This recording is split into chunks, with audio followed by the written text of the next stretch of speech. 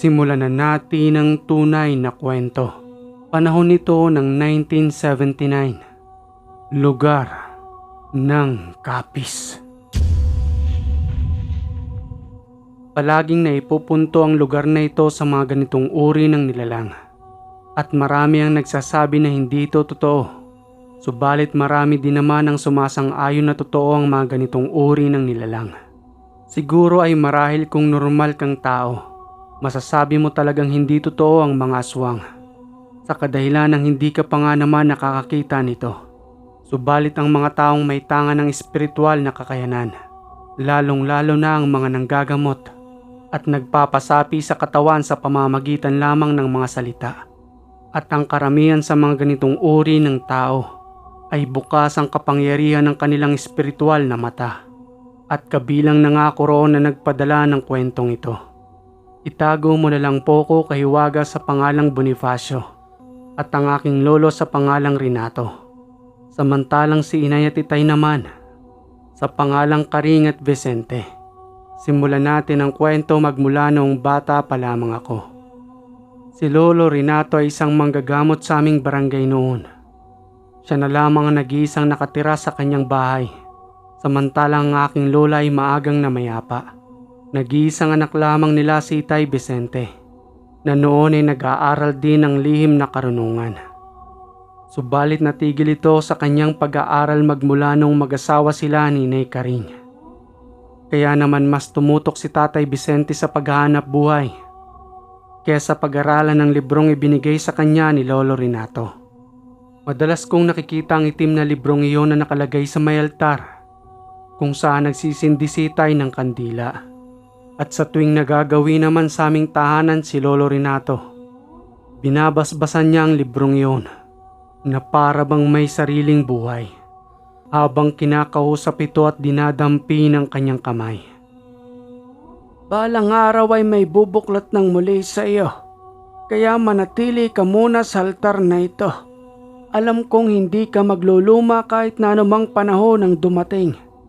Dahil ang kaalaman na nakapaloob sa iyo, magmula pa noong sinaunang panahon hanggang sa pagdating ng makabagong henerasyon, ay mas higit na mabisa pagdating sa espiritual na kapangyarihan. Lolo Renato, sino po ang kinakausap ninyo dyan? Ikaw pala yan na po. Halika at maupo muna tayo rito sa may silya. Sa bayaya ng matanda kay Bonifacio upang maupo sa may silya malapit sa may altar. Halika nga aking apo, gusto mo ba na balang araw ay mapasa iyo ang librong iyon? Wala nang ibang magmamana noon kung di ikaw.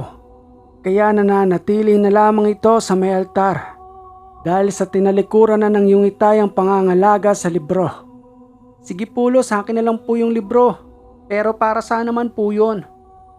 Biglang dumating ang Itay ni Bonifacio at nagwika ito ng, Tatay Renato naman, napakabata pa ho ni Bonifacio para ipabatid sa kanyang patungkol sa librong yan.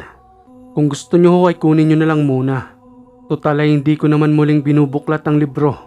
Kesa naman ho amagin lang yan dyan sa may altar. Tugong wika naman ng matanda. Panatilihin na muna natin dyan sa may altar, iho. Hindi naman aamagin ang librong yan dahil sa dami ng gabay ng nagbabantay sa kanya at nag-iingat sa bawat pahina nito. Kayo ho ang bahala, Itay. Pero wag nyo naman ho munang imulat ang anak ko patungkol sa nakalathala sa librong yan. Hayaan na ho muna natin siyang maging bata upang ma-enjoy niya naman ang mga panahong ito. Umalis na lamang noon si Lolo Renato sa aming tahanan. Naglakad na itong patungo sa kanyang kubo upang manatili na lamang roon.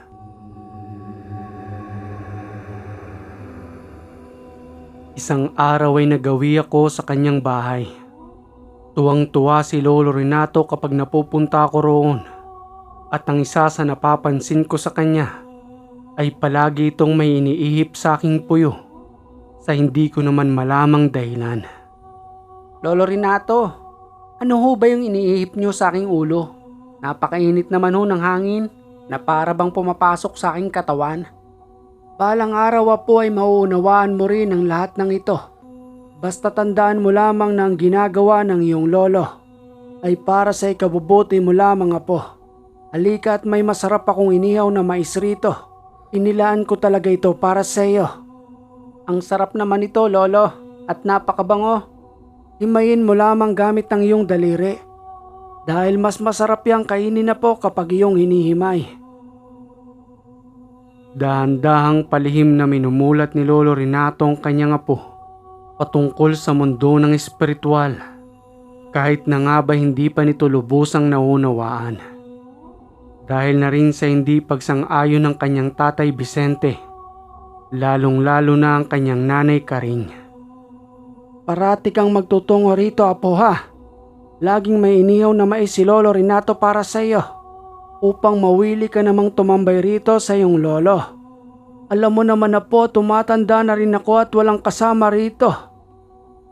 Pagpapaawang sambit ni Lolo Renato upang madalas na magtungo sa kanya si Bonifacio, at may pagpatuloy nito ang palihim na pagtuturo sa bata nang dahan-dahang maimulat ng kaisipan patungkol sa lahi na kanilang pinagmulan. Subalit hindi maiwasang magtanong ng bata sa kanyang mga magulang, lalong-lalo na sa kanyang inay Karing, na sa tuwing gabi katabi pa rin itong matulog. Inay, sabi po sa akin ni Lolo Renato, totoo daw po na may aswang. Normal lang daw din po silang mga tao. Pero pagbukas daw po yung ikatlong mata ko, mapapansin ko raw po yung pagiging kakaiba nila. Anak, matulog ka na. Vicente, tingnan mo ang anak mo. Kung ano-anong natututunan niya sa kanyang lolo. Pagsabihan mo nga ito.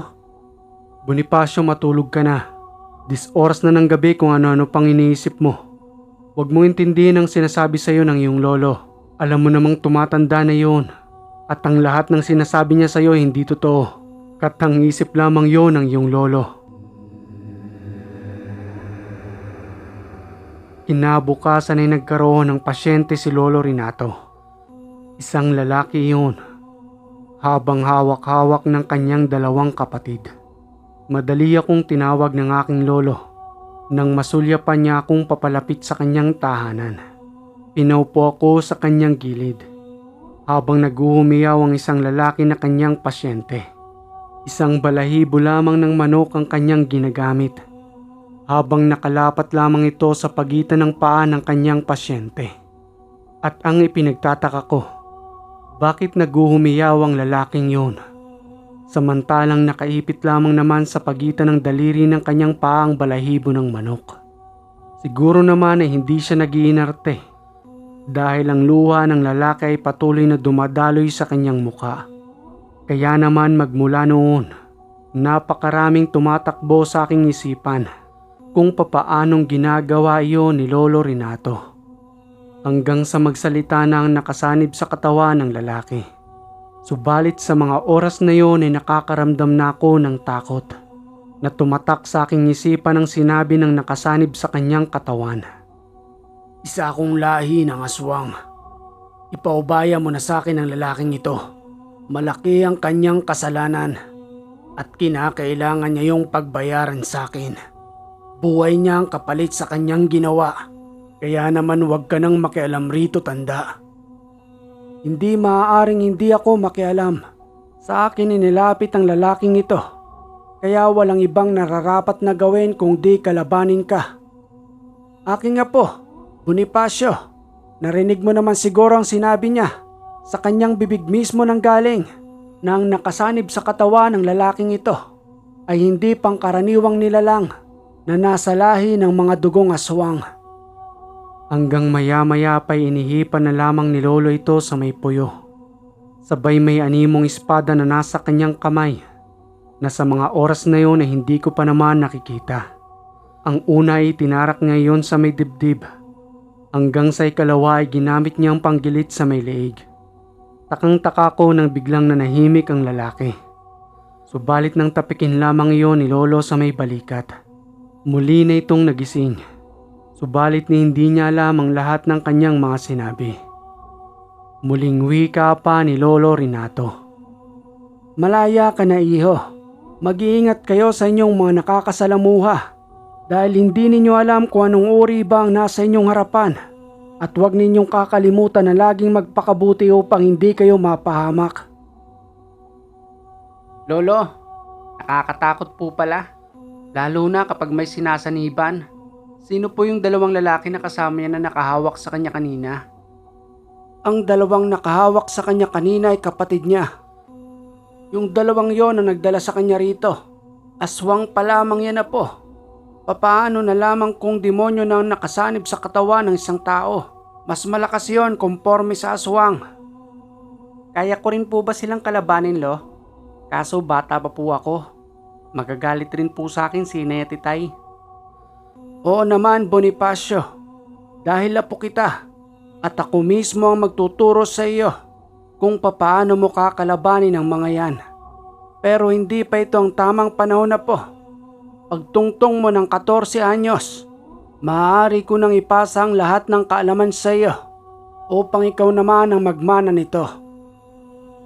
Dahil sa galing ni Lolo Renato, idolong-idolo ko siya noong kanyang kapanahunan.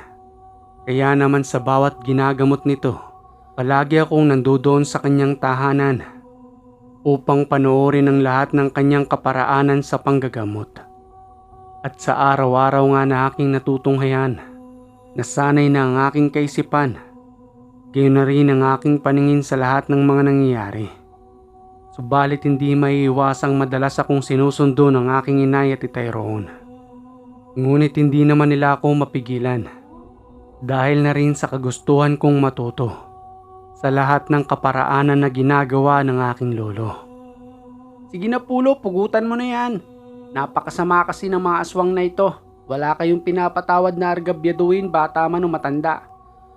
Natatawa lang sa akin noon ang aking lolo kapag nakikita niyang gigil na ako sa pinapasakitan nitong aswang sa katawan ng taong sinaniban.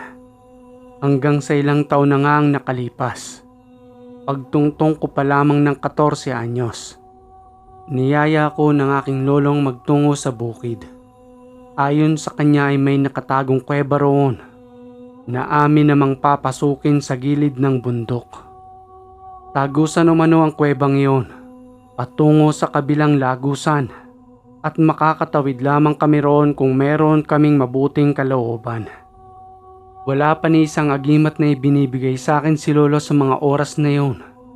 Subalit palagi itong may iniihip sa aking ulunan habang may tinatapik naman sa aking kaliwa at kanang balikat.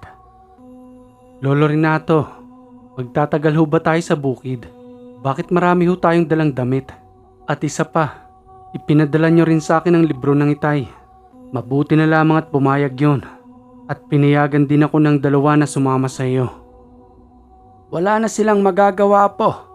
Ito na ang tamang panahon para sa iyo. Kaya kahit anumang pigil pa nila noon, hindi pa rin nila matatakasan ng mga pagkakataong ito. Tara na at isakbit mo na sa iyong likuran ang iyong bag. Magsisimula na tayong maglakbay patungo sa bukid na iyon. Sinimulan na nga namin ni Lolo Renato ang paglalakad patungo sa bukid. Ilang oras din kaming naglakad patungo roon. Hanggang sa makarating kami sa isang malaking puno ng balete. Maraming baging ang nakaharang sa kanya. Subalit hinawi lamang yon ni Lolo. At pumasok ito sa nagkakapalang mga baging. At sa pagsunod ko sa kanya, namangha ako sa aking nakita na may malaking kuweba pala sa ilalim ng malaking punong yon. Papaanong? Namangha ka ba po? Ito ang malamahikang lugar na mga tulad lamang natin ang nakakapasok rito. Ito ay sagrado, kaya mag-iingat ka sa mga salitang bibitawan mo. Sana'y makatawid ka po hanggang sa dulo ng lagusang ito. Papaano niyo hong nalaman ang lagusang ito? Samantalang kung titingnan lamang sa labas, isang malaking nakakatakot na balete ang makikita mo. Ngunit sa ilalim pala ng baleteng yun ay mayroong malaking lagusan na tumatagos sa kabila ng bukid na ito. Huwag ka nang magtaka po. Mga ninuno rin natin ang nagturo sa akin ito.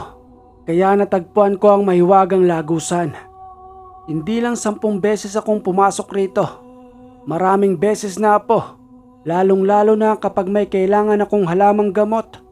Dito ko lamang yon matatagpuan. Hindi nga pala kita masasamahan hanggang sa dulo. Dito lamang ako sa may bungad ng kuwebang ito.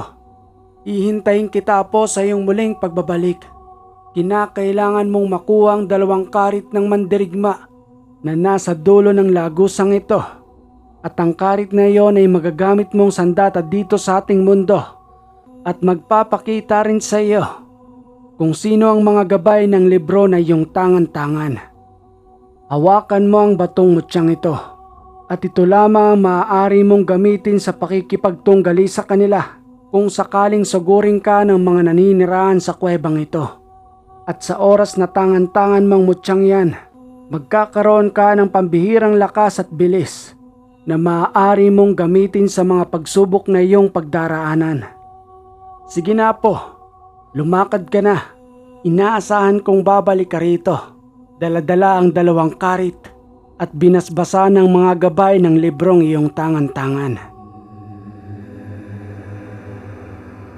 Nagpatuloy na nga sa paglalakad si Bonifacio hanggang sa hindi na ito makita ni Lolo Renato patungo sa kabilang lagusan ng kuwebang yun. At sa hindi naasahan ay nagbukas ang 3 mata ni Bonifacio sa loob ng kuweba. Kaya naman nakikita niya ang iba't ibang uri ng elemento na nandoon. May kapre, tikbalang at kung ano-ano pang elementong naninirahan sa loob. Nagpatuloy lamang sa paglalakad si Bonifacio gamit ang isang gasera. Subalit sa hindi inaasahang pagkakataon ay may tumalisod sa kanya na naging dahilan ng kanyang pagkadapa. Sino yan? Wala akong ginagawang masama sa inyo rito. Huwag ninyo akong sasaktan dahil hindi kayo ang pakay ko, kundi ang mahiwagang karit ng mandirigma. Mahiwagang karit ba kamo ng mandirigma? Hindi mo maaaring kunin iyon kung hindi ka muna dumaraan sa amin. Tahanan ito ng mga elemento at ang karit ng sinaunang mandirigma. Kami ang nagbabantay roon. Hindi maaaring mapasayo iyon bilang isang normal na tao. Hindi ako isang normal na tao. Bata pa man ako ngayon. Pero may kakaiba na akong angking lakas at maaari ko kayong pabagsakin ngayon. Paglalakas loob na salita ni Bonifacio. Kahit na nga ba'y isang mutya pa lamang kanyang tangan-tangan sa mga oras na yun na ipinagkaloob sa kanya ng kanyang lolo. Subalit hindi niya maninag ang malaking tinig at hindi niya malaman kung nasa saan ito, kung nasa harapan ba niya o nasa likuran. Inilapag ni Bonifacio ang kanyang daladalang gasera, pati na rin ang kanyang bag, habang patuloy na sinisipat kung nasa saan ang malaking tinig. At ang mutsyang ipinagkaloob sa kanya ni Lolo Renato ay mahigpit niyang hawak-hawak sa kanyang kanang kamay. Magpakita ka sa akin, nilalang. Hindi ako natatakot sa'yo. Ikaw ba yung kapre na nakita ko kanina? Ako nga yun, bata. Ang akala mo ba'y padadaanin ka namin dito ng basta-basta? Sagrado para sa amin ang lugar na ito. Umuwi ka na lamang sa inyong tahanan kesa mapahamak ka pa rito. Hindi ako tinuruan ni Lolo para umatras. At tinuulit ko sa inyo, hindi kayo ang pakay ko rito, kundi ang mahiwagang karit. Dahil sa pagmamatigas ni Bonifacio, nagpakita sa kanyang harapan ng kapre at nangakmang hahawakan na siya nito. Naglakas loob siyang suntukin ng nilalang. Patawad, kaibigan. Kinakailangan ko itong gawin. Kahit na nga ba triple ang laki mo sa akin. At nangakmang susuntukin niya na ito gamit ang kanyang kanang kamao, kung saan hawak-hawak niya ang mutsyang ibinigay sa kanya ng kanyang lolo. Muli itong nawala sa kanyang harapan at ilang minuto siyang naghintay upang magpakitang muli ito. Nasaan ka na, kapre? Kahit mas malaki ka pa sa akin, hindi kita uurungan. Nanahimik na ang paligid sa mga oras na yon. Kaya naman muli nang dinampot ni Bonifacio ang kanyang bag, pati na rin ang gasera. Ipinagpatuloy na lamang nito ang kanyang paglalakad, subalit malakas nitong pinakikiramdaman ang kanyang paligid. Hanggang sa marating niya ang nagagandahang mga halaman. Subalit ang ipinagtataka niya lamang roon, kung papaanong nabuhay ito nang walang sikat ng araw. Bulong na wika pa ni Bonifacio. Ito sigurong sinasabi sa akin ni Lolo. kung saan siya kumukuha ng mga halamang gamot at siguradong mga elemento rin ang nangangalaga rito. Tama pa kayang tinatahak kong daan? Niwala akong makitang liwanag sa dulo. Gaano ba kahabang lagusang ito? At saan ko naman makikita ang mahiwagang karit?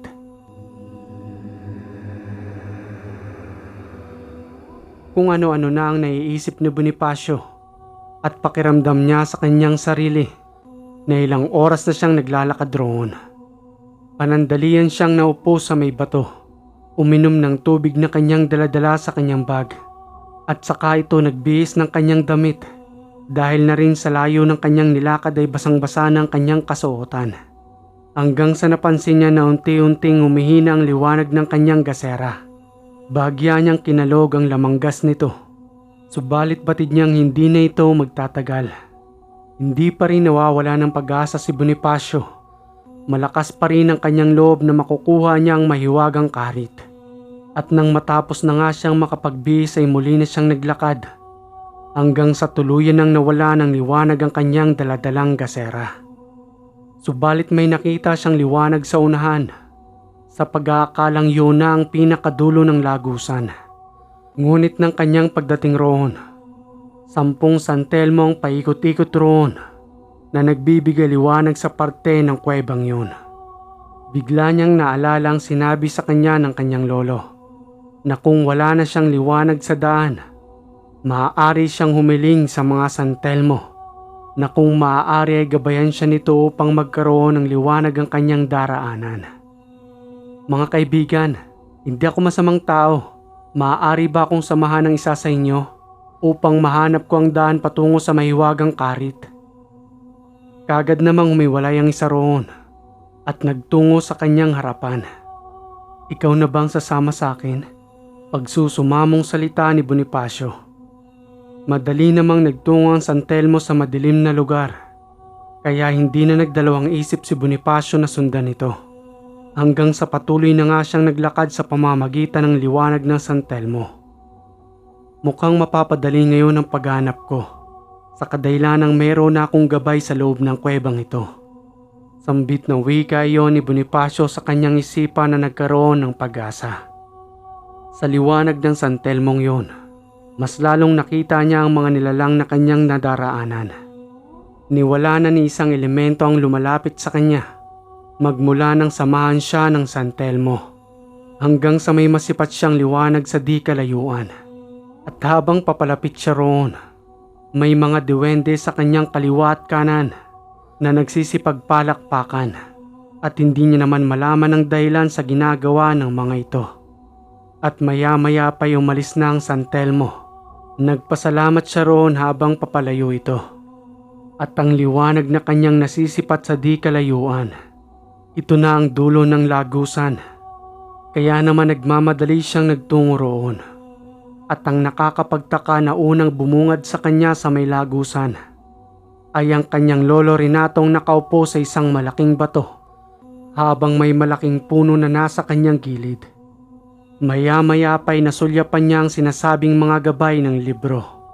4 na nilalang ang mga yon na may isang kapre, magandang diwata, isang puting diwende at isang anghel.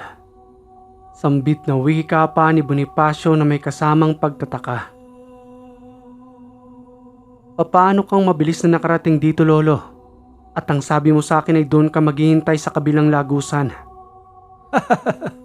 Nainip ako sa paghihintay sa iyo, apo.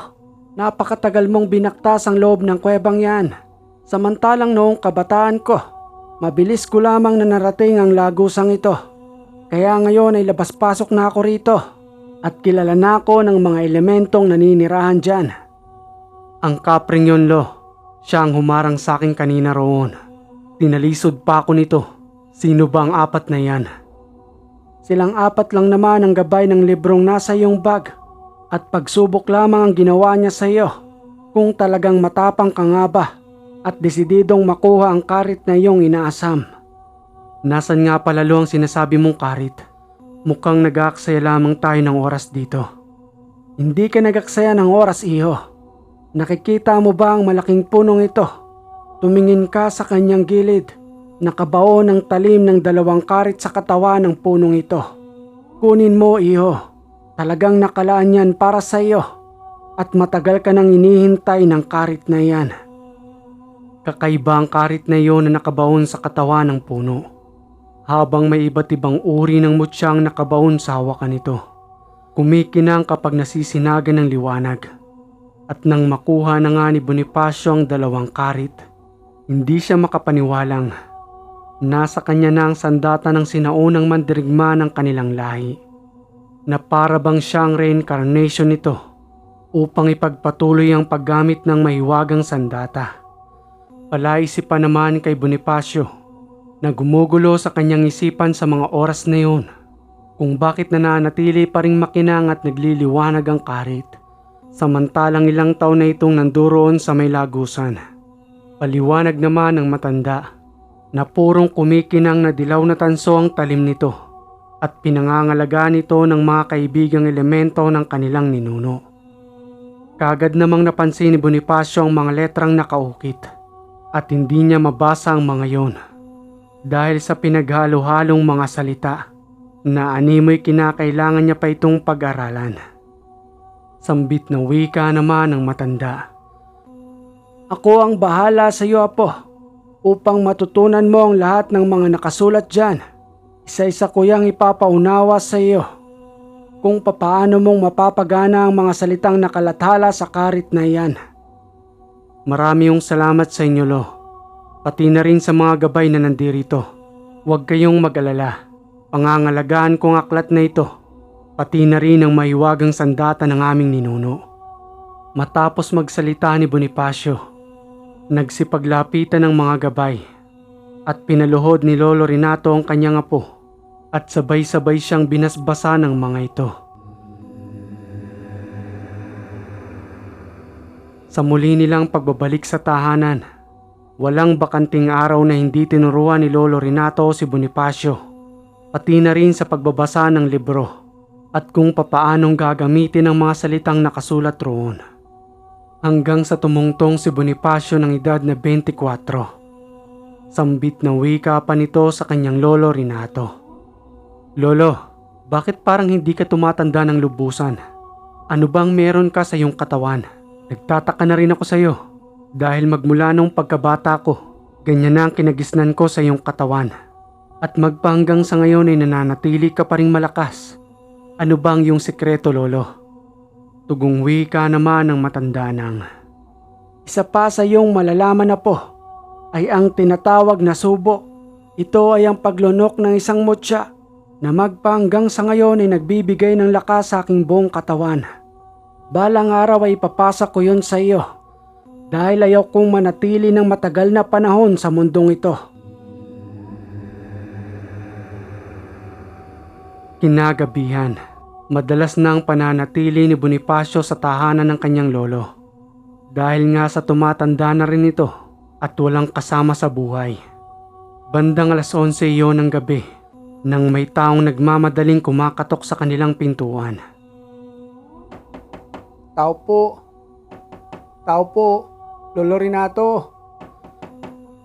Dali-dali namang pinagbuksan iyon ni Bonifacio at bumungad sa kanyang harapan ng pawisang sirenan. Malayong kapitbahay nila yon na nagbabaka sakali sa kanila na humingi ng tulong. Pumasok ka muna rito, Renan. Ano bang nangyari sa iyo? Pasensya na sa inyong dalawa at naabala ko kayo sa inyong pagtulog. Bonifacio, Lolo Renato, may sumalakay po sa aming 3 kalalakihan. Hindi po sila pangkaraniwang tao. Nag-aangil sila habang namumula ang kanilang mga mata. Madali po nilang kinuha ang 3 taong kong anak. Pati na rin po ang aking asawa ay tinangay nila. At nang wala na po akong magawa, nagmadali na po akong tumakbong patungo rito. Tulungan niyo po ako, Lolo Renato. Ang asawa at anak ko po, sana buhay pa sila. Napabalikwa si Lolo Renato sa kanyang kinaupuan at madaling pinaganda si Bonifacio upang magtungo sila sa tahanan ni Renan. Subalit sa kanilang pagdating roon, dinatnan nilang tahimik ang paligid ng tahanan at ang naiwan na lamang sa labas ng pintuan ay ang tsinelas ng 3 taong gulang na anak ni Renan.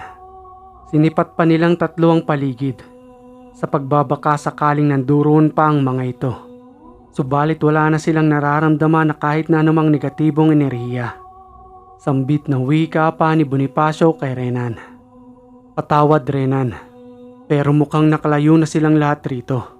Tangay-tangay ang iyong anak pati na rin ang iyong asawa. Ikinalulungkot namin ang mga nangyari. Subalit gagawa kami ng paraan ni Lolo Renato upang malaman kung sino ang sumalakay sa inyong tahanan. Napaupo na lamang si Renan sa lupa dahil sa panghihinang hindi na matagpuan ang kanyang anak at asawa. Habang patuloy ito sa kanyang pag-iyak kung saan hindi niya na kayang kontrolin ang kanyang emosyon. Tama na Renan, doon ka na muna sa amin matulog ngayong gabi. Kinabukasan na umaga'y babalik tayo rito. Magsasagawa kami ni Lolo Renato ng ritual para malaman natin kung sino ang kumuha sa iyong pamilya. Inalalayan na lamang ni Bonifacio si Renan habang naglalakad silang tatlo pabalik sa tahanan ni Lolo Renato. Sambit na wika pa ng matanda habang sila'y naglalakad. Nagsisimula na silang manggulo at lantaran na ang pamamaraan na kanilang ginagawa ngayon. Maya-maya pa'y nakabalik na sila sa tahanan ni Lolo Renato. Madaling pinainom ni Bonifacio ng tubig si Renan na kinargahan ng usal upang daan-daan itong kumalma. At nang unti-unti na nga nitong maramdaman ang pagod sa kanyang katawan, madali itong nakatulog hanggang sa pagising kinabukasan ng umaga. Nakita niyang nag-aanda na si Lolo Renato, pati na rin si Bonifacio para sa kanilang gagawing ritual. Gising ka na pala Renan. Halika't magkape ka muna bago tayo bumalik sa tahanan mo. Siya nga pala, handa na ang lahat para sa ritual na gagawin namin ni Lolo. Maya-maya pa'y nakabalik na sila sa tahanan ni Renan. Nagpausok ng kamangyan si Lolo Renato habang may hawak-hawak itong isang ibong maya na kanya namang inaalagaan sa kanilang tahanan. Binulungan ito ni Lolo Renato sabay ihip sa buong katawan at ang usok na nanggagaling sa kamangyan nakakamanghang hindi naglalaho sa hangin.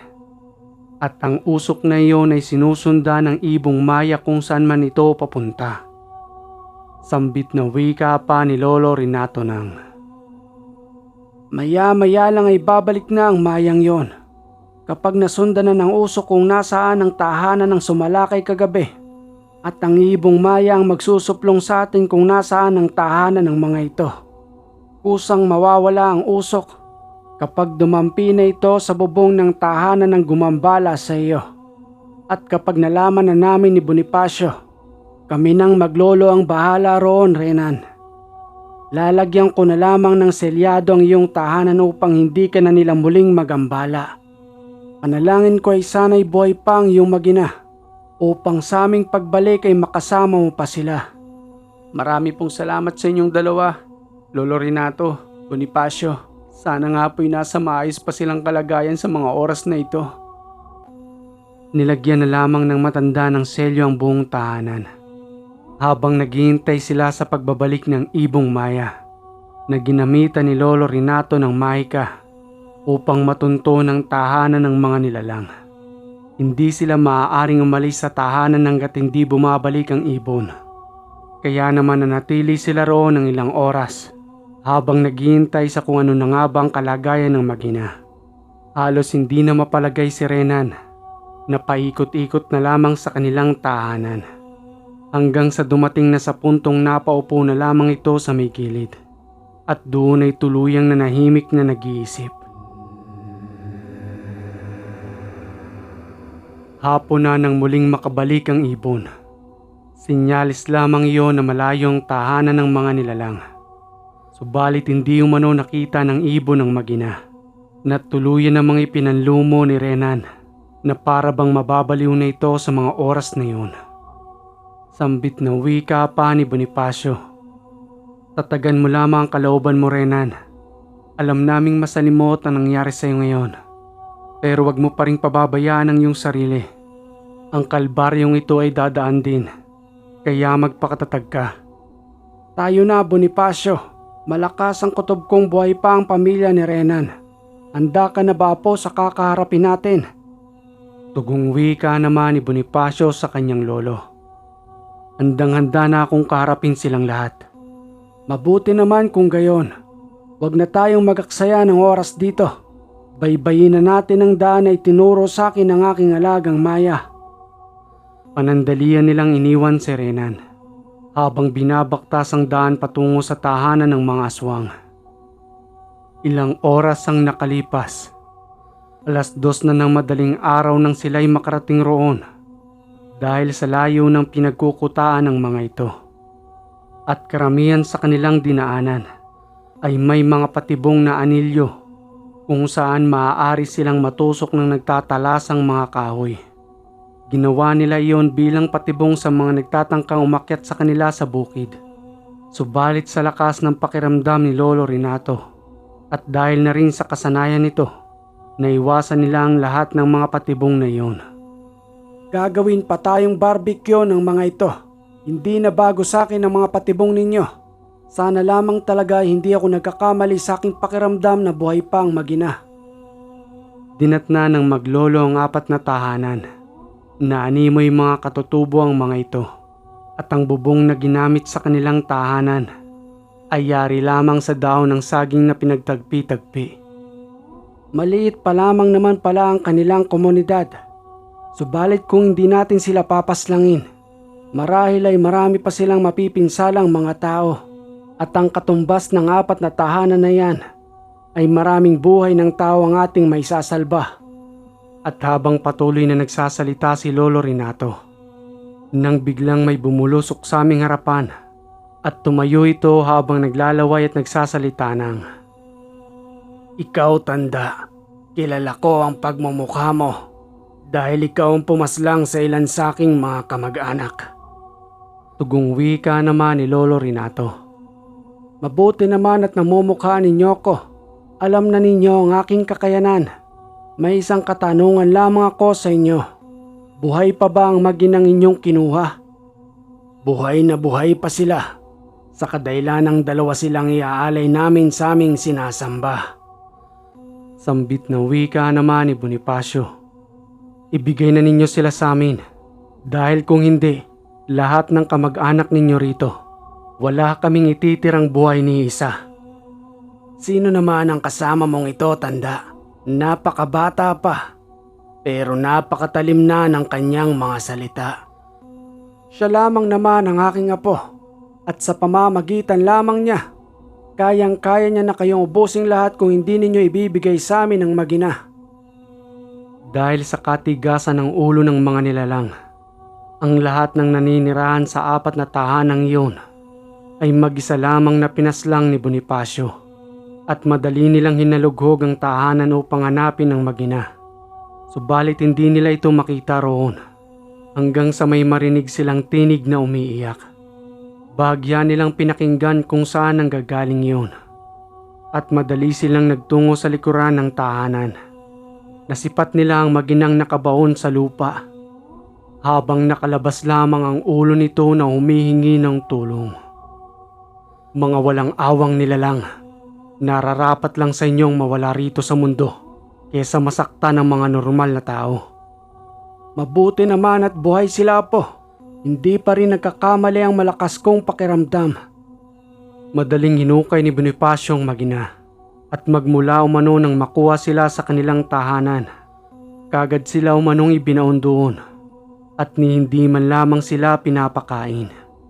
Madaling kumuha ng pagkain si Lolo Renato sa kanyang bag at inabutan ng 2 magina habang nagmamadaling kumain ng 2 yun. Kapansin-pansin na rin ang mga galos sa kanilang katawan na umano'y kanilang natamo sa pagdadala sa kanila roon. At nang matapos na ngang kumain ng kawawang magina, madaling inabutan ni Bonifacio ng tubig hanggang sa maya-maya ay niyaya na nila itong umuwi. "Matutuwa nito si Renan sa ating pagbabalik sa kanilang tahanan." Sambit na wika iyon ni Lolo Renato habang naglalakad. Makalipas ang ilang oras, nang muli na nga silang makabalik sa tahanan nila Renan, dinatna nilang nakahandusay sa may haligi ng tahanan sa pag-aakalang wala na itong buhay dahil sa nangyari.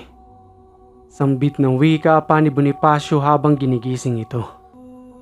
Renan, Renan, ang sabi namin sa iyo magpakatatag ka. Anong ginagawa mo rito sa haligi ng iyong tahanan? Ano pong nangyari sa asawa ko? Wala na ho ba siyang buhay? Hinawakan ni Lolo Renato ang pulso nito at napagalaman nilang buhay pa si Renan. Dala lamang ng kanyang sobrang pag-iisip at pag-aalala patungkol sa pagkawala ng kanyang magina. Binuhat iyon ni Bonifacio at dinala sa kanilang silid at doon ay pinunasan ng kanyang asawa ng basang tawil ang kanyang mukha. Loida, huwag na kayong magalala kay Renan. Maayos naman ang kanyang kalagayan. Pabayaan niyo na lamang muna siyang makapagpahinga at huwag na rin kayong magalala sa inyong tahanan. Hindi na basta-bastang makakapasok rito ang masasamang nilalang. Sinelyohan na ito ni Lolo Renato, kaya wala na kayong dapat na ipag-alala pa. Maaari na ba kaming umalis, Loida? Ikaw na muna ang bahala sa iyong asawa at anak. Kinakailangan na rin naming umuwi para makapagpahinga. Muli po maraming salamat sa inyo. Utang po namin ang buhay namin sa inyong dalawa. Kapag may kailangan pa kayo ay maaari kayong magtungo sa aming tahanan. Matapos makapagsalita ni Bonifacio, naglakad ng papalayo ang maglolo patungo sa kanilang tahanan. At sa kanilang pagdating nga roon, kaagad na naghanda ng pagkain si Bonifacio para sa kanilang dalawa. Lo, kumain muna tayo bago magpahinga. Kinakailangan din ng pagkain ng ating katawan upang manumbalik naman ang ating lakas. Malayo-layo rin ang ating nilakbay kagabi. Salamat sa pag-aasikaso, Apo. Siya nga pala, hindi mo man lang ba papasyalan ang iyong inay at itay? Siguro mamaya lamang, Lo. Dito na ako magpapahinga sa iyong tahanan. Pagkagising ko saka naman ako magtutungo roon. Iwanan mo na rito ang iyong sandata. Sa isang araw ay magkukonsagra ko at isasama ko yan sa aking pagkukonsagra. Sa kadahilanang may mga negatibong enerhiya nang dumadaloy dyan dahil sa pagpaslang mo sa masasamang nilalang. Iiwanan ko na lamang rito Lo ang aking sandata. Pero hintayin niyo ako sa pagkukonsagra. Pag-aaralan ko rin kung paano mo yan ginagawa. Matapos makakain ng maglolo, nagpahinga na silang dalawa at sa muling pagising nga ni Bonifacio, hindi na ito nakapagpaalam sa kanyang lolo sa kadahilanang mahimbing pa rin ang pagkakatulog nito. Iniwan na lamang niyang nakasabit ang dalawang karit at dahan-dahang lumabas sa tahanan ng kanyang lolo. Pagdating sa kanilang tahanan ay 2 araw itong nanatili roon habang tinutulungan ng kanyang inay at itay sa pagsasaka. Sambit na wika pa sa kanya ng kanyang itay Vicente. Anak, kamusta naman ang kalagayan ng lolo mo roon? Pabirong wika naman ni Bonifacio. Ayos lang ho si lolo roon, tay. Mas malakas pa nga sa kalabaw eh. Mabuti naman kung ganon. Kamusta ang pag-aaral mo kasama siya? Marami ka bang natututunan sa iyong lolo? Kung patungkol sa lihim na karunungan, tay, sobrang daming kaalaman ni Lolo Renato. At ang iba nga sa kanyang itinuturo ay sobrang taas na. Pero sabi niya sa akin ay huwag kong biglayin upang daan-daan kong matutunan ang lahat sa kadahilanan naman ng walang katapusan ng kaalamang yun. Pagbutihin mo, anak. Pagpasensyahan mo na nga pala kami ng iyong inay. Dahil noong una ay hindi kami pumapayag na pag-aralan mo ang lahat ng yun. Wala sa akin yun, tay. Naunawaan ko kayo ni inay. At alam kong nag-aalala lamang kayo sa akin. Kaya pinipigilan niyo ako noong mga panahong yun. Kailan ka ba babalik sa iyong lolo? Kinabukasan na itay, babalik ako sa kanya. Kinakailangan naming magkonsagra upang alisin ang mga negatibong enerhiya sa aming mga gamit. Magpapadala ako sa iyo ng mga saging. Paborito yon ng iyong lolo. At sabihin mong pasensya na dahil hindi kami nakakapasyal sa kanyang tahanan.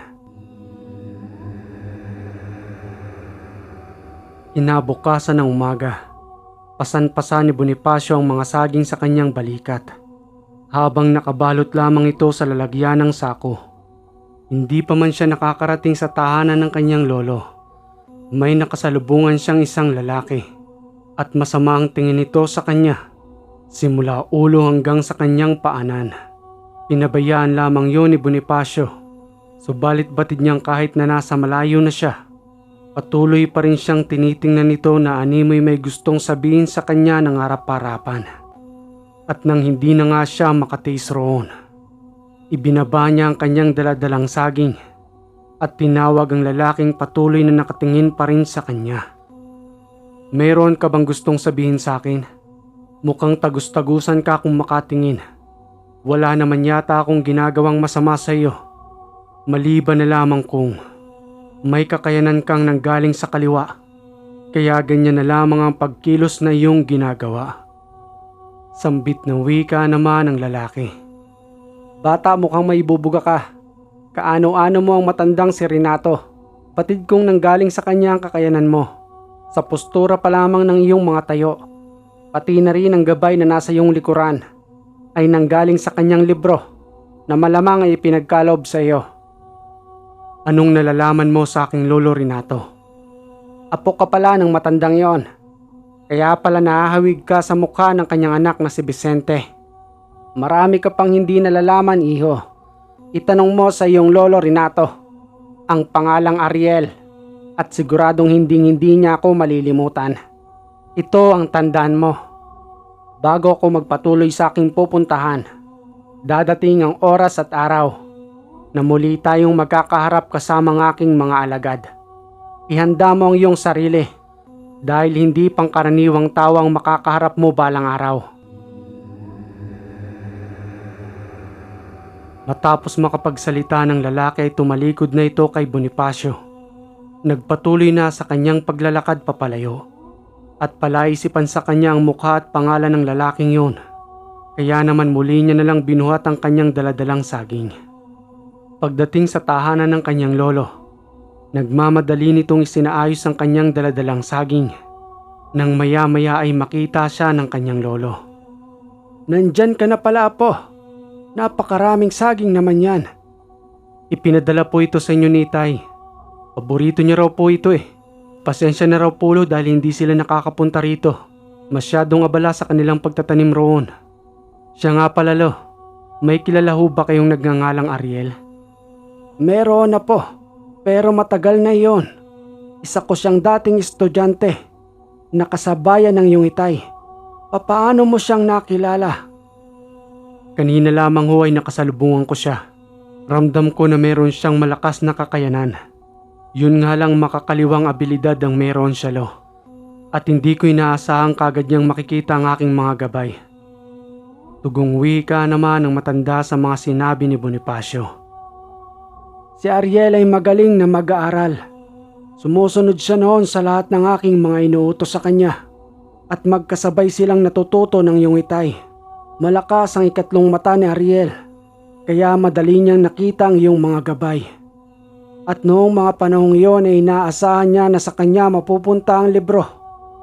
Subalit nang malaman niya na napunta ito sa iyong Itay, magmula noon ay nagbago na ang kanyang ugali. Pati ako ay kinakalaban na niya hanggang sa naghanap siya ng gurong gumagamit ng kaliwang kaalaman. At nang matutunan niya na ang lahat ng iyon, pati ang kanyang guro ay kanyang pinaslang upang patunayan na siya ang mas malakas kesa sa kanilang dalawa hanggang sa umanib ito sa samahan ng mga aswang. Kaya pala tinitingnan niya ako simula ulo hanggang paa. Tinatansya niya ako hanggang saan ang kakayanan ko. Huwag lang siyang magkakamaling galawin tayo lolo, lalong-lalo na ang aking mga magulang. Matagal na panahon silang nawala rito. At ang akala ko nga hindi na sila babalik pa. Yun pala ay nandirito na naman sila sa ating lugar. Kinahapunan, naglabas ng mesa si Bonifacio upang sa labas sila ng tahanan magkonsagra. Habang bitbit naman ni Lolo Renato ang lahat ng kanyang mga gamit. Madali nilang isa-isang isinaayos sa may mesa. At ang pinakahuli ay ang pagsisindi ng kandila. Hanggang sa sinimula na ni Lolo Renato ang pagdarasal at ang pagkakarga sa lahat ng kanilang mga gamit. Kabilang na roon ang mutya ni Bonifacio, lalong-lalo na ang kanyang dalawang karit. At nang matapos na nga ang ilang oras nilang pagkukonsagra, muling nagwika ang matanda kay Bonifacio ng, tamang-tama lang ang ating pagkukonsagra ngayon.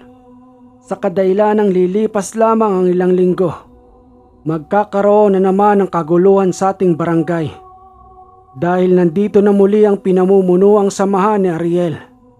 Pagbutihin mo pa ang iyong pag-aaral, Apo, at pagtibayin ang iyong panangga at poder, pati na rin ang iyong balabal. Binigyan ng babala ni Lolo Renato si Bonifacio sa kadahilan ng alam niya ang kapasidad ni Ariel at siguradong pati ang kanyang kasamahan ay tinuruan niya ng 2 uri ng kaalaman. Gayunpaman ang lahat ng kanyang natutunan kay Lolo Renato, ginagamit niya rin iyon upang magpanggap na isang manggagamot. Subalit kabaliktaran ang kanyang layunin na mas lalong pahirapan ang pasyente upang paslangin ito. Makalipas ang 1 linggo, mas pinagbuti pa ni Bonifacio ang pag-aaral habang patuloy siyang ginagabayan ni Lolo Renato. Hanggang sa isang araw ay meron na nga silang nababalitaan patungkol kay Ariel na nanggagambala na ang mga ito sa mga tahanan doon. May ilan silang nahuhuli sa pamamagitan ng katawan ng pasyente. Pinapasanib nila ang espiritu ng gumagambala. Subalit hindi lahat ay natatawag sa pamamagitan ng espiritu. Sa kadahilanan ng iba roon ay may kakayanang ikubli ang kanilang sarili. Dahil na rin sa mga katuroang ibinigay sa kanila ni Ariel. Hanggang sa isang araw ay muli silang nagkaroon ng pasyente. Nagmamadaling nagtungo sa kanilang tahanan ng 4 na pamilya. Habang ang isa roon ay unti-unti nang naghihingalo. Madali yung inasikaso ng maglolo. Sa kadahilanang nakikita nila na kukunin na ang kaluluwa ng kanilang pasyente. Subalit hindi sila pumayag roon. At ginawa ng maglolo ang lahat upang mapasanib ang nagpapasakit sa pasyente. Madali yung pinasakitan ni Bonifacio sa pamamagitan ng kumbate. Espiritual ang labanang yon na hindi kayang makita ng isang normal na mata. Sa pamamagitan lamang ng mga salitang lumalabas sa kanyang bibig ay nakakaramdam na ng matinding sakit ang kanyang katunggali espiritual. Sambit na wika pa ni Bonifacio ng, "Ano masamang nilalang? Kaya pa rin ba ng espiritu mo ang manatili dyan? Mas mainit pa yan sa impyernong patutunguhan mo. Nagpapaniwala kasi kayo sa inyong sinasamba, samantalang hindi kayo ililigtas niyan. At hindi nyo ba alam na mas natutuwa pa sila kapag napupunta kayo sa impyerno? At sa inaakala nyo naman na meron kayong reward na matatanggap roon. Ang lahat ng iyon ay kasinungalingan. Sa kadahilan ng pagdating ninyo sa impyerno, doon ay walang humpay na pasakit ang mararamdaman ninyo bilang kabayaran sa lahat ng mga maling ginawa ninyo rito sa lupa." Tugong wika naman ang nilalang na nakasanib sa katawan ng pasyente. "Tanggap na namin ang kabayaran sa lahat ng maling ginawa namin dito sa lupa at hindi na rin kami maaaring manumbalik sa inyong Panginoon dahil sa liwanag pa lamang niya ay maaari na kaming malusaw. Wala na kaming magagawa patungkol dyan. Mas pinili ninyong mapunta sa masama kesa gumawa ng mabuti at hintayin ang magandang buhay na ipinangako sa atin ng may likha. At kung ano yung sakit na naramdaman ng inyong mga biniktima rito, doble pa riyan ang mararamdaman ninyo sa impyerno." Sambit na wika naman ni Lolo Renato. "Marami-rami na rin tayong nakakaltas sa kanilang samahan kahit papano. Huwag mo nang patagalin ang buhay niyan, Bonifacio, upang makaramdam na ng kaginhawaan ng pasyenteng ito na kanina'y nag-aagaw buhay." Madaling ginilita ni Bonifacio sa leeg ang nilalang sa pamamagitan ng espiritual na espada. Subalit nang matapos iyon, hindi kaagad nanumbalik ang kaluluwa ng pasyente. Dahil na rin sa dami ng pasakit na natamo nito sa masamang nilalang. Paulit-ulit na ginising iyon ng maglolo. Subalit animoy lantang gulay pa rin ang kanilang pasyente na nananatiling walang malay habang nakahiga. At sa pagkakataong iyon ay gumawa na ng ritual ang dalawa upang tawagin ang kaluluwa ng pasyente at manumbalik sa kanyang katawan. Ilang oras din ang nakalipas nang muli itong magising. Uhaw na uhaw ang lalaki na humihingi ng tubig. Madali naman yung inabutan ni Bonifacio na may kasamang dasal at mabilis ang isinarado ang portal nito sa kanyang ulo. Nakakaramdam ng takot ang lalaki sa kanyang naranasan, habang ang kanyang kaluluwa ay naglalakbay at pinipilit umano siyang hilahin ng masamang nilalang patungo sa impyerno. Habang papalapit nga sila umano roon, nakakaramdam na siya ng sobrang init at nakikita niya na ang nagliliwanag na apoy kung saan marami ang mga kaluluwang nagsisigawan habang humihingi ng tawad sa kanilang mga maling nagawa. At sa kanyang nakikita ay patuloy na pinapasakitan ng mga ito ng demonyo na para bang wala ng katapusan ng sakit na kanilang nararamdaman. Hanggang sa meron siyang nakitang liwanag sa kanyang harapan at mayroong mahinahong tinig siyang naririnig. Nanggagaling iyon sa liwanag na nasa kanyang harapan hanggang sa tuluyan siyang pumasok roon at muling nanumbalik ang kanyang kaluluwa sa kanyang katawan. Sambit na wika pa ni Lolo Renato nang, "Hindi pa ito ang tamang oras mo, iho. Mapalad ka at dininig ang panalangin na aming ginawa. Malaya ka na sa pagpapasakit sa iyo ng masamang nilalang. Pagkakalooban na lamang kita ng pangontra upang hindi na kayo muling magambala ng mga ito." Kinabukasan ay muling nagtungo si Bonifacio sa kanilang tahanan. Naglagay ito ng mga pangontra sa paligid ng kanilang bahay. Napansin naman siya ng kanyang itay, kaya naman hindi nito naiwasang magtanong sa kanya kung bakit puspusan ang kanyang paglalagay ng mga pangontra. Sambit naman sa kanya nito habang patuloy na isinasagawa ang pagbabaon sa lupa. "Bonifacio anak, bakit mukhang napakarami naman yata niyan? May digmaan bang magaganap rito?" "Sa ngayon tay wala pa. Pero nagpapasiguro lang ako upang hindi kayo mapahamak ni inay." "Bakit anak? Anong ibig sabihin mo?" "Si Ariel ho ay nandirito na. Ang dati mong kasabayan sa pag-aaral ng karunungang lihim. Subalit naligaw ito ng landas. At hindi lamang siya nag-iisa ngayon. Marami silang nanggugulo dito sa ating barangay. At dahil doon ay ayaw kong mapahamak kayo ni inay kaya ginagawa ko ito." Tugong wika naman ng kanyang itay Vicente. "Si Ariel, isa kong dating matalik na kaibigan.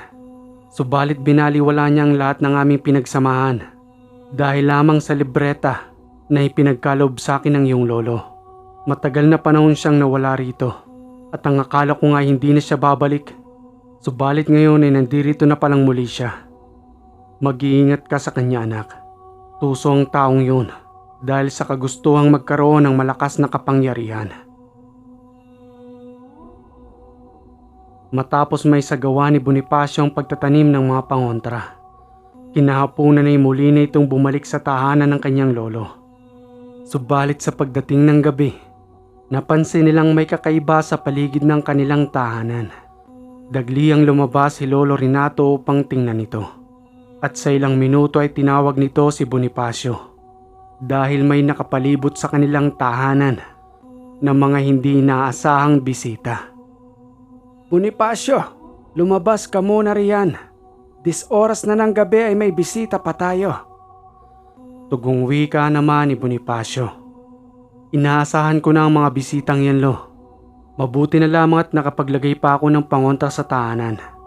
Hanggang dyan na lang kayo sa labas at huwag na kayong magtangkang pumasok rito." Sambit na wika naman ang pinunong si Ariel. "Maligayang muling pagkikita aking gurong Renato. Patawarin mo kami kung ilang taong hindi rin kami nakabalik rito. Matagal na panahon ding nanahimik ang barangay na ito at dapat lamang na magpasalamat kayo sa amin. Matandang Renato, pati na rin ikaw bata.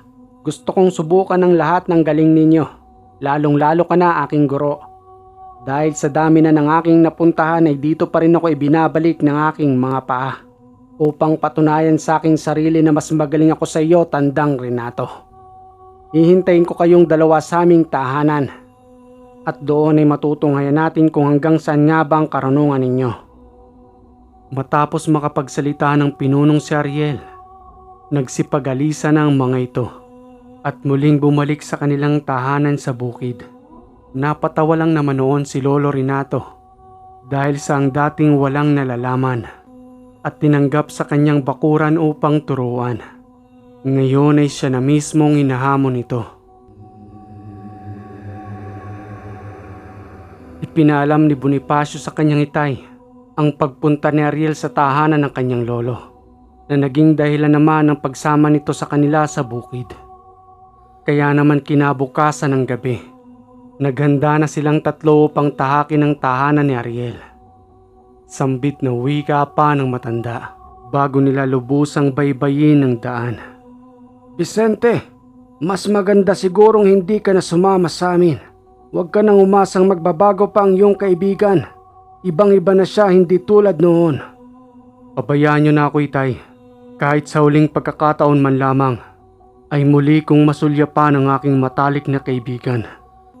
Sa mga sinabing iyon ni Vicente, hindi na nagsalita ang matanda hanggang sa nagpatuloy na lamang sila sa kanilang paglalakbay. Makalipas ang ilang oras, nang marating na ng tatlo ang nasabing tahanan ni Ariel, nararamdaman nilang marami ang nakatingin sa kanila sa paligid, hanggang sa bigla na lamang silang sinugod ng mga ito. At kahit si Vicente ay ginamit ang natitira niyang kaalaman upang makipaglaban sa mga nilalang, marami-rami ang napaslang nila roon. Subalit napapansin nilang isa-isang nagsisipagtakasan ang mga ito dahil sa nakakaramdam ng takot sa kakaibang abilidad ng tatlo. Sambit na wika pa ni Ariel habang natataranta sa ginagawa ng kanyang mga kasama. Anong ginagawa ninyo? Huwag kayong tumakas sa laban. Huwag ninyo akong iwan rito. Ariel, iniwan ka na ngayon ng iyong mga kasama at ang pangarap mo na ating pagtutuos ay naririto na. Simulan na nating dalawa ang laban upang hindi naman maksaya ang oras namin sa pagpunta rito.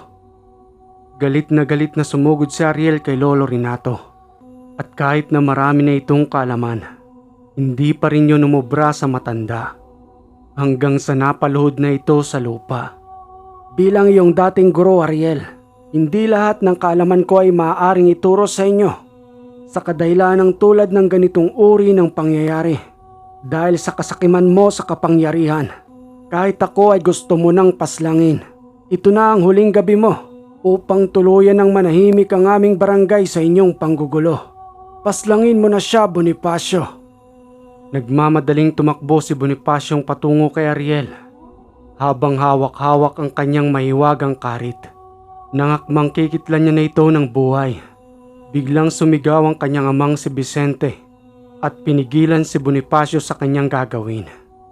Sambit na wika pa nito ng, Bonifacio anak, itigil mo na yan.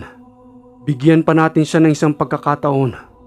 Ariel, matalik kong kaibigan, isuko mo na lamang lahat ng iyong mga gamit. Bibigyan ka pa namin ng isang pagkakataon. Malalim rin ang ating pinagsamahan noon at hindi kayang maatim ng aking kalooban na mawawalan ka ng buhay sa kamay ng aking anak. Pinagbigyan naman ng maglolo ang kahilingan ni Vicente at pinakawalan nitong si Ariel, subalit kinuha nilang lahat ang kanyang mga gamit upang ibaon sa lupa at ipawalang bisa ang mga ito. Nangako naman itong si Ariel na hinding-hindi na siya babalik sa kanilang baryo at magmula noong gabing iyon, nanahimik na ang kanilang lugar sa panggugulo ng mga aswang sa baryo ng Capiz.